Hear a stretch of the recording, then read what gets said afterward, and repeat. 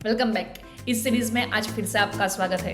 आज का जो हमारे डिस्कशन का जो टॉपिक है वो है introduction to single phase AC circuit. ये वीडियो में हम अल्टरनेटिंग ईएमएफ कैसे जनरेट होता है और साइन वेव कैसे मिलता है उसके बारे में हम जानेंगे। So stay tuned till the end. Once again, अगर आप थ्रू सीरीज फॉलो कर रहे हैं, उसमें अगर आपको कोई डाउट, कंफ्यूजन, उसके रिलेटेड कोई भी query, don't forget to do comment below. I will try my best to help you in the best possible way. Namaste and welcome to the Nihar Academy. मैं हूँ Surbhi Dave. Engineering, maths as well as physics के latest update के लिए don't forget to subscribe and share with your friends. चलिए discussion की ओर आगे बढ़ेंगे। तो सबसे पहले अल्टरनेटिंग ईएमएफ जनरेट कैसे होता है वो जानना है, तो उसके पहले मुझे फेराडेज का जो इलेक्ट्रोमैग्नेटिक इंडक्शन रूल है उसके बारे में मुझे पता होना जरूरी है। तो उसके लिए मैं आपके सामने एक कॉइल ले रही हूँ जिसका नंबर ऑफ टर्न्स n है। अब ये जो कॉइल है उसमें मुझे ईएमएफ जनरेट करना है, तो उसके साथ मैं एक मैग्नेट लूंगी और जो मैग्नेट है उसकी जो मैग्नेटिक फील्ड लाइंस है वो उसको हम बोलेंगे फ्लक्स। उसका जितना लिंकेज ये कॉइल के साथ होगा उसके हिसाब से ईएमएफ जनरेट होगा। बिकॉज ईएमएफ की जो फॉर्मूला है उसमें ही हम बोलते हैं EMF E equal to rate of change of flux. जितना ये कॉइल के साथ फ्लक्स लिंकेज में चेंजेस होंगे उसके हिसाब से ईएमएफ जनरेट होगा। अब फ्लक्स लिंकेज में चेंजेस होने जरूरी है, उसके लिए ये जो मैग्नेट है उसको मैं आगे पीछे मूवमेंट कराऊंगी, एज इट इज नहीं रखूंगी। मुझे ये मैग्नेट है उसको आगे पीछे मूवमेंट होने की वजह से ये जो कॉइल है उसके साथ जो ये फ्लक्स लिंकेज होगा उसकी वैल्यू चेंज होती रहेगी।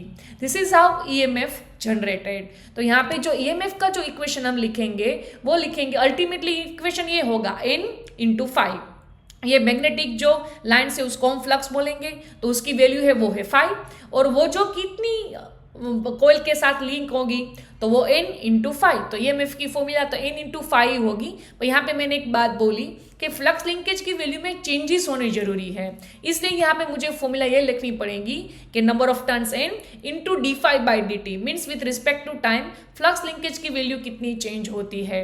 और आगे जो मैंने नेगेटिव साइन इंडिकेट की है वो ये दर्शाता है कि ये जो ईएमएफ की वजह से जो इस सर्किट में करंट फ्लो होगा उसकी डायरेक्शन ये सर्किट में जो ओरिजिनल करंट फ्लो हो रहा था उनसे ऑपोजिट होगा, इसलिए यहाँ पे ये नेगेटिव साइन इंडिकेट की गई है। चलिए डिस्कशन की ओर आगे बढ़ेंगे। अब ये जानेंगे कि अल्टरनेटिंग ईएमएफ कैसे जनरेट होता है। तो आपके सामने मैंने एक मैग्नेटिक फील्ड लिया, ये फील्ड की वैल्यू है वो है 5, उसमें मैंने एक कॉइल रखी है। ये जो कॉइल है उसका नंबर ऑफ टर्न्स है वो है n। अब ये कॉइल को मैंने origin means x dash position पे लिखा है, तो यहाँ पे मैंने ये पोजीशन पे मुझे ये जानना है कि फ्लक्स लिंकेज कितना होगा। तो ये जो आप पोजीशन देख रहे हैं उसमें आप देखो तो सारी जो फील्ड लाइंस है वो कट हो रही है, इट मींस मैक्सिमम फ्लक्स है वो कट हो रहा है। तो यहाँ पे मुझे अगर ईएमएफ की फॉर्मूला मीन्स फ्लक्स लिंकेज की फॉर्मूला लिखनी है तो मैं लिखूंगी n into 5m, number of turns n और फ्लक्स लिंकेज कितना हो रहा है मैक्सिमम, सारी लाइन से कट हो रही है, that's why n into 5m। अब मैं क्या करूंगी, अब ये कॉइल को मैं ओमेगा रेडियन पर सेकंड के एंगुलर वेलोसिटी से रोटेट करती हूँ, तो मैं ये पोजीशन पे रखूंगी। अब ओरिजिन के हिसाब से ये जो कॉइल है उसका जो एंगल बनेगा वो बनेगा थीटा, और थीटा इक्वल टू हम लिखेंगे ओमेगा टी। अब ये पोजीशन पे मुझे फ्लक्स लिंकेज कितना हुआ वो जानना है, तो उसके लिए ये जो कॉइल की पोजीशन है वो थोड़ी स्लैंट है। तो सबसे पहले मुझे उसको दो कंपोनेंट लिखने पड़ेंगे। एक कंपोनेंट होगा वो होगा परपेंडिकुलर कंपोनेंट जिसको हम बोलेंगे n5m साइन ओमेगा टी, और n5m साइन थीटा भी आप लिख सकते हैं। और जो पैरेलल कंपोनेंट है वो होगा n5m कोस थीटा, और आप n5m कोस ओमेगा टी भी लिख सकते हो।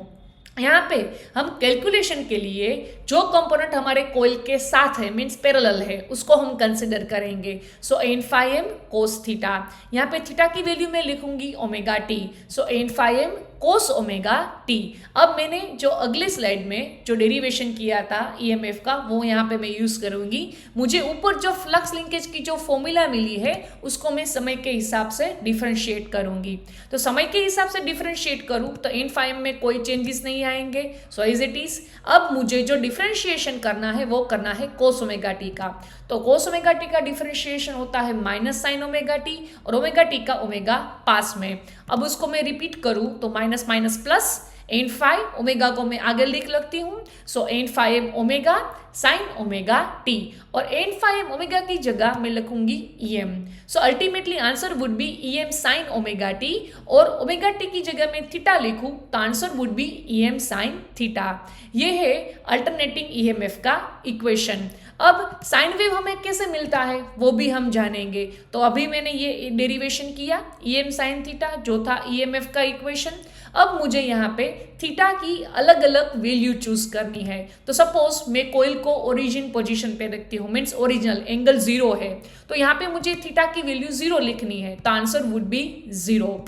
नेक्स्ट, मैं थीटा को 90 डिग्री से रोटेट करती हूँ, मीन्स मैं कोयल को 90 डिग्री से रोटेट करूंगी तो मेरा एंगल होगा 90. तो मैं एंगल की वैल्यू 90 लिखूं तो साइन 91, तो यहाँ पे मुझे ये पोजीशन मिलेगी. अब मैं कोयल को 180 डिग्री एंगल पे रखूंगी तो थीटा की वैल्यू 180 लिखूं तो साइन 180 0, तो मुझे ये मिलेगा. नेक्स्ट, मैं कोयल को 270 पे लेके आती हूँ तो एंगल 270, तो मुझे -1 वैल्यू मिलेगी. अब मैं कोयल को 360 पे लेके आती हूँ तो साइन 360 की वैल्यू 0, तो मुझे अब ये पोजीशन मिलेगी. अब ये सारे पॉइंट्स को मैं कनेक्ट करूँ तो मुझे एक साइन वेव मिलता है. This is how sine wave is generated. Once again, thank you for the watching. Don't forget to subscribe and share with your friends.